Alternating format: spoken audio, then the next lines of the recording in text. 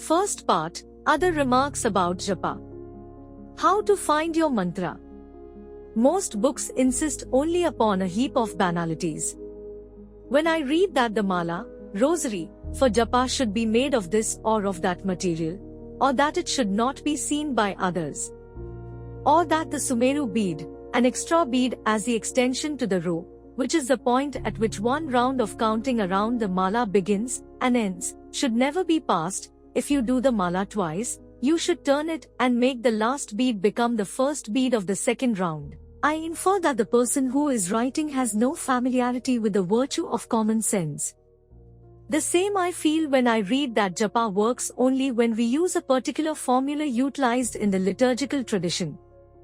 Furthermore, experience and common sense contradict the belief that a mantra works only if it is given by a guru. Certainly, if you want to lighten your portfolio, then raise to a teacher and by your personal mantra. Naturally, in certain occasion, having a teacher is justified. When an experienced person helps you to choose a mantra and uses everything in his power of persuasion to convince you to apply it continually, this person does you the greatest of all the favors and is correct to compensate him. But that's all. Choose a mantra, prayer, that appeals to you. Don't feel obliged to use Lahiri Mahashaya's favored Vasudeva mantra, Om Namo Bhagavate Vasudevaya. It is true that among different favorite prayers, you could prefer one that has, by adding, if necessary, Om or Amen at the beginning or at the end, 12 syllables. 12 is a perfect number because you can utilize it during Kriya Pranayama, placing each of its syllables in a different chakra. Various beautiful 12 syllables mantras can be taken out of bhajans or poems. As an example, from the well-known Adi Shankara's chant you can select the beautiful 12-syllable verse, Chidanandarupa Shivoham Shivoham, that form which is pure consciousness and bliss, I am that supreme being. One thing should be stated objectively. Your mantra should express or evoke exactly what you want to achieve and embody the attitude you want to express. For example, the attitude of surrender is expressed by mantras beginning with Om Namo. Other mantras might express the absolute non-dual realization, and so on. Sometimes, the meaning is not as important as having in one's heart the example of a dear saint who used it. Generally speaking, a good choice is that of a mantra having both a strong and a soft tone. Be sensitive to the vibration that your mantra arouses in the body and heart. In literature you will see how beautiful mantras have been built. Here you have the Krishna mantra, Om Kalim Krishnay Govindya Gopi Jana Vallabhaya Swaha. Here you have the Durga, Divine Mother, mantra, Om Hrim Dhum Durgaye Namaha. If you study the concept of Bija mantra, you can forge for yourself a wonderful mantra. To a pre-existent mantra, after the initial Om, your teacher can add some Bija, seed, mantras like Aim, Dum, Gum, Glamu, Glom, Ham, Hum, Hreem, From, Kleem, Kreem, Shreem, Stream, Van. These sounds were chosen by ancient yogis who felt their beauty and liked their vibration. They were not given by a divinity, they are a human discovery. These seed mantras have no meaning but can enrich a mantra who has a meaning. Don't choose a mantra only because certain literature extols the power of this or of that Bija mantra. Read your mood, feel your emotions after an intense practice of a mantra. Some make an unfortunate choice, through which they seem to punish themselves. The sentence they have chosen to repeat could have negative tones and emphasize unequivocally their limits and unworthiness. When this happens, it is clear that after a short time, their practice of japa falls apart. They find themselves repeating that mantra once or twice during the day, like a sigh of dejection. How to practice your mantra? Even though the Oriental traditions recommend to do japa mentally, I am confident that it should be done aloud, at least for an initial set of 100 repetitions. Resolve to complete daily at least one mala, a rosary of 108 beads, of it aloud. Pronounce its syllables with serene attitude. Learn to resonate it in your mouth, chest and head areas. When you have completed the 108 repetitions, close your mouth and let japa go ahead mentally, effortlessly in the background of your awareness.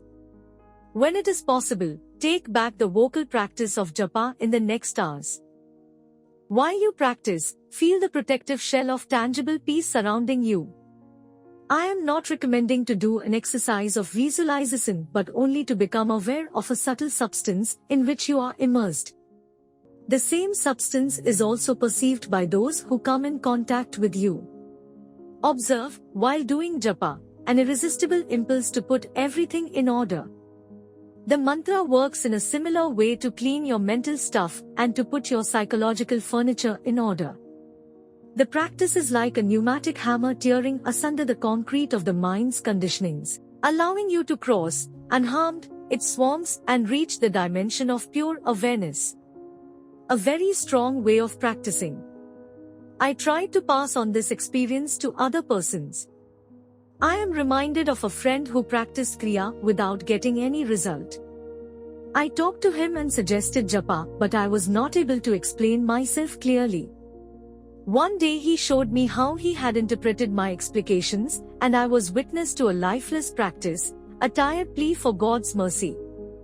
I had the impression that he took japa as an emotive outpouring. His chosen mantra was nothing more than a sigh of self-pity. It was not surprising when, after some time, he entirely abandoned the practice. All changed later when he took part in a group pilgrimage. Someone began to recite the so-called rosary, a set number of repetitions of the same prayer, and all the pilgrims joined in. Even if tired and almost gasping for breath, my friend did not withdraw himself from this pious activity. While walking and praying softly, murmuring under his breath, he began to taste a state of unknown calmness. He looked with different eyes at the show of continuously changing landscape and had the impression of living in a heavenly situation. He went on repeating the prayer unremittingly for the entire walk, which surpassed the 20 miles, completely forgetting he was tired and sleepy.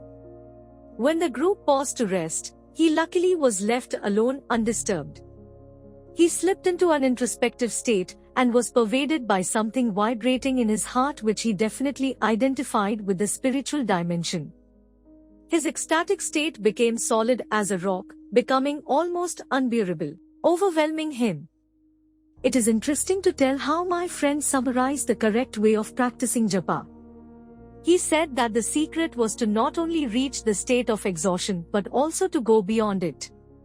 After some days he chose to repeat the same mantra I had chosen and, thanks to it, he reached the breathless state. Well, perhaps it is not necessary to go beyond the frontier of exhaustion. Usually one has very good effects by completing daily one mala, a rosary of 108 beads, allowed then letting the repetition of one's mantra go ahead mentally and automatically. However, the law of exhaustion is a valuable resource for breaking some possible internal resistance and experience thus the breathless state for the first time. Consider Lahiri Mahashaya's motto Banat, Banat, Ban Jai. Doing and doing, one day it is done. At first this sentence will give you the idea of one who, without ever losing heart, goes all out to reach his/her goal. Your only care is to remove the obstacles created by the mind.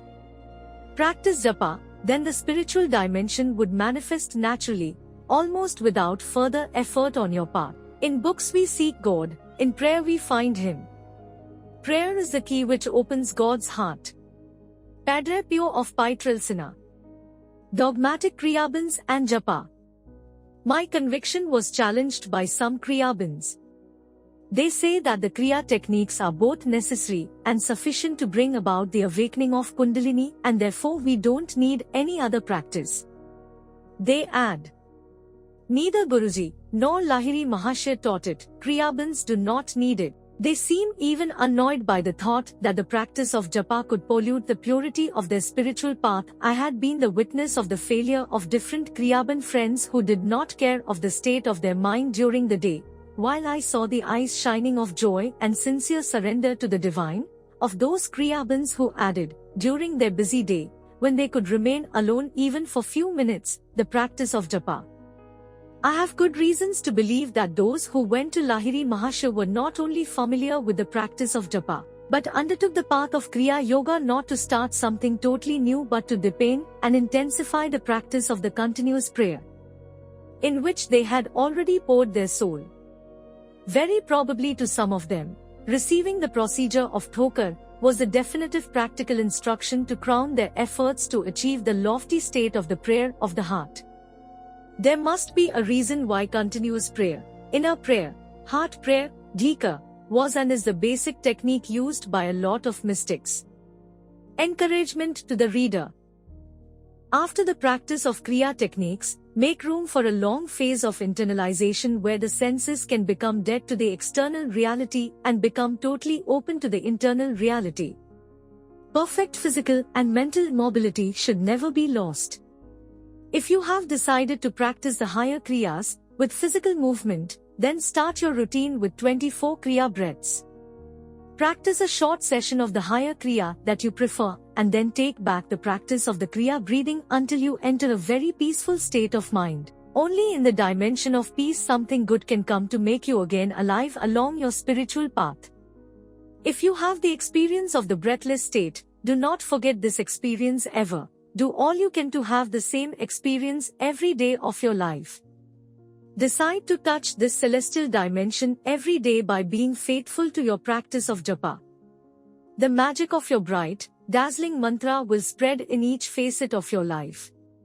It is like walking out of a dark stuffy room into sunlight and fresh air. The breathless state is very near to the innocent and pure skies of your childhood. If a delusion arouses from your subconscious, for example the fallacy that japa might be a mind-numbing activity, that by repeating a mantra mechanically all day long like a parrot, you are doing a mind-numbing activity. If you think that your mind is getting lazy and that it is better to cooperate with the spiritual evolution using more powerful and effective methods, then turn your mantra into a pneumatic hammer and tear asunder the concrete of the self-created prison. Summon your moral strength and turn your doubts into a calm euphoria. Reinforce your will. Crumble the wall of impossibility that life has put in front of you.